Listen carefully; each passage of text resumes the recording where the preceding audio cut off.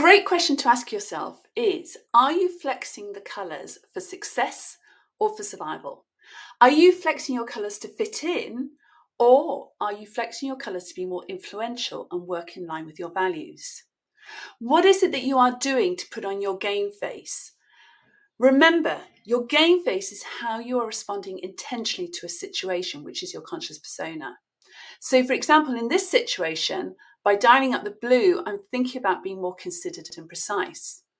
So the flexing could be in response to your work culture, expectations, the colour preference gaps in the team, the needs of the people who report into you. There are all sorts of great reasons why you would flex. The question I always ask is, though, are you flexing to fit in, or are you flexing in line with your values? So, for example, looking at this person here, if they are dialing up their blue energy because they have a team that values detail and precision, and the individual is just doing it to fit in, then that is probably very tiring. However, if they are dialing up the blue energy because by using it, it allows them to deliver a project in a more fun and effective way, then it probably ties in with their values because they lead with yellow and red.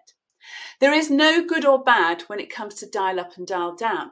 However, there are good and bad feelings. If you're doing it to fit in, then it's probably exhausting you.